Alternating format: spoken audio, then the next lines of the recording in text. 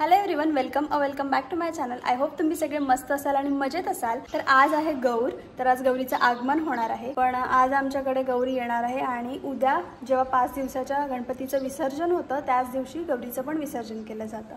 तर मग आता त्याचीच गडबड सुरू आहे सगळी। तर आता पटकन मी पण तयार होणार आहे आणि गौरीला पण साडी नेसवायची आहे आणि त्याच्या आधी मम्मीने मस्त सगळ्या पूर्ण घराला अशा पट्ट्या मारून घेतलेल्या आहेत। त्याच्यावर मग आम्ही गौर चालवणार आहोत। So stay tune.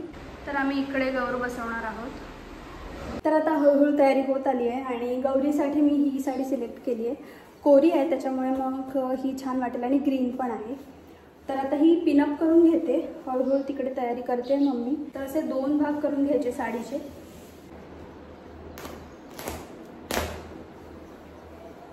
Blouse piece काढून ठेवलं, त्याच्या अशा मोठ्या मोठ्या मिऱ्या करायच्या। जेवढ्या मोठ्या मिऱ्या करता येतील तेवढ्या करायच्या। तर मम्मी आता रवळी पण करणार आहे, तर मग विचार केला की ती पण रेसिपी तुमच्यासोबत शेअर करू। तर इकडे मी पिनअप करणार आहे पहिले।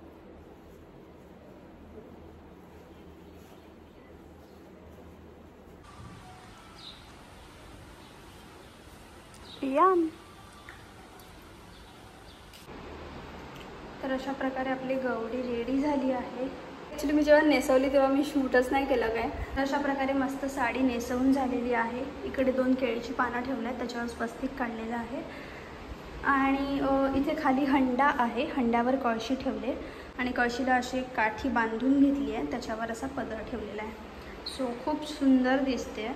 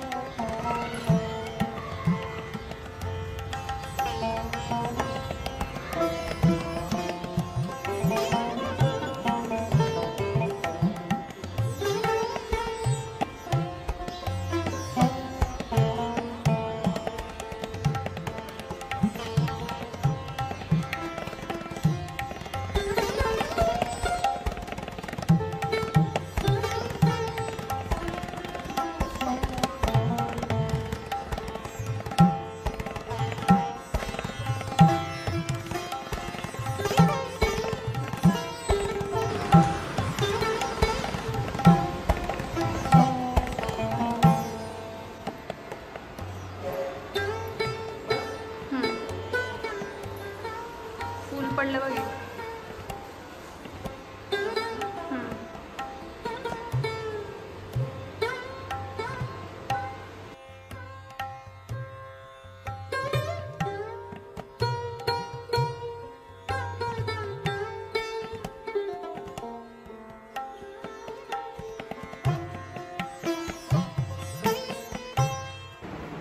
तर मम्मीने आता गौरी चालवून घेतलेल्या आहेत, फक्त थोडं बाकी आहे ते मी आता करते। So stay tune.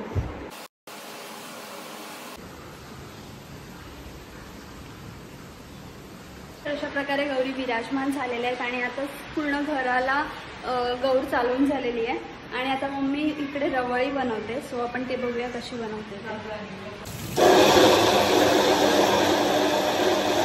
तर रवळीसाठी 2 ग्लास तांदळाचा 2 ग्लास तांदळाचा असा रवा काढून घ्यायचा आहे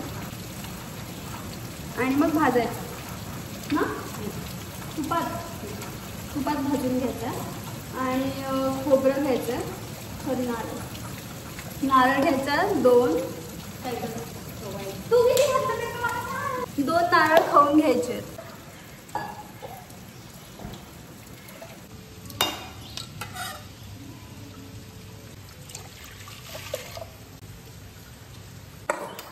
तांदूळ घेऊन त्याचा रवा पाडून घ्यायचा आहे आणि मग तो भाजून घ्यायचा आहे।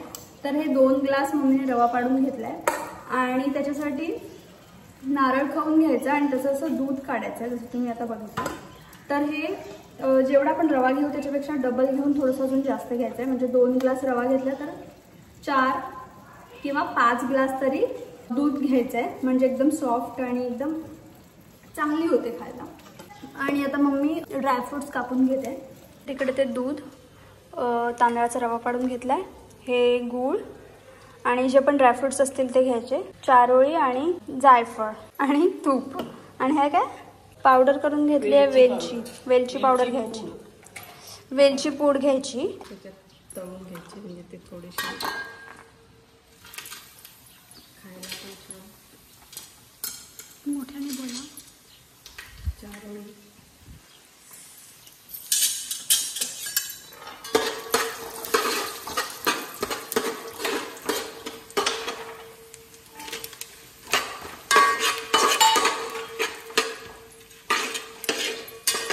ते दूध टाकायचं.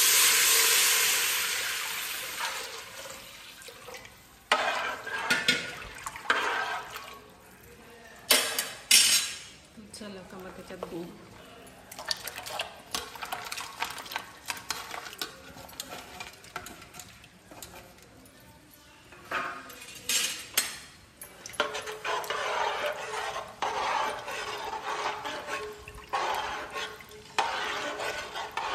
गूळ विरघळेपर्यंत हलवत राहायचं ना. असं काही नाही.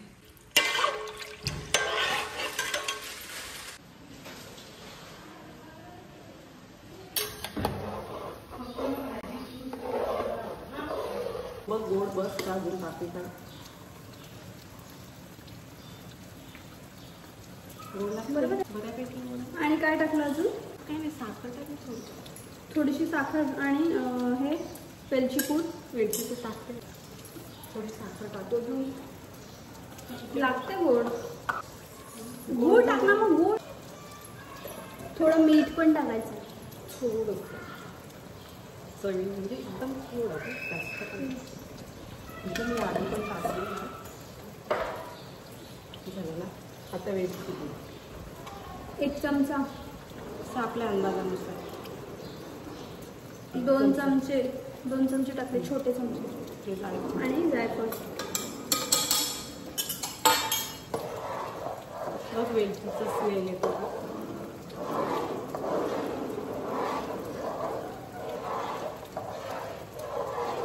टाकू वेलची, टाकू. झालं. आता रवा टाकते. हां,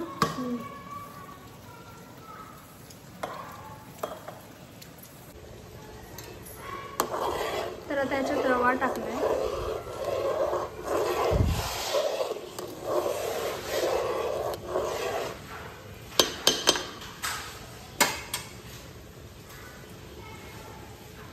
फुल गॅसवर ठेवायचं ना.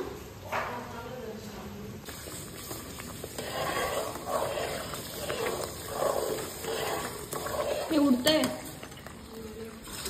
ह्याच्यात वरून तूप टाकायचं, थोडं नाही, जास्त टाकायचं.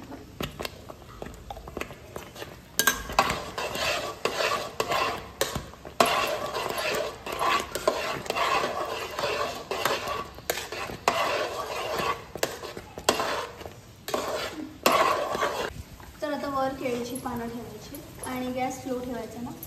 किती वेळासाठी? फक्त 20 मिनिटं, मोजून 20 मिनिटं. तर आता वर केळीची पानं ठेवते आणि गॅस स्लो ठेवायचा, आणि खाली लागू नये म्हणून त्याच्या खाली तवा ठेवायचा.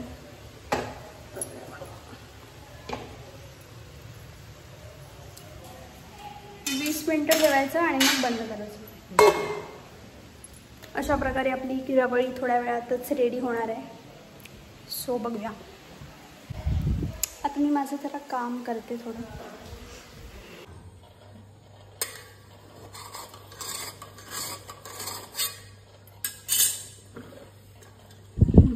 निघाले पाहिजे. किती जुनं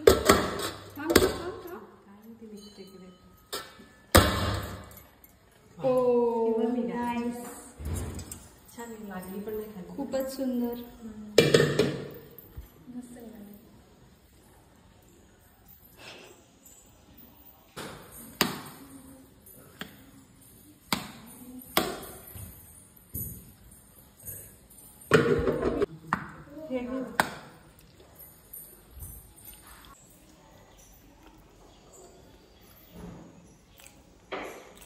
एकदम सॉफ्ट झाले.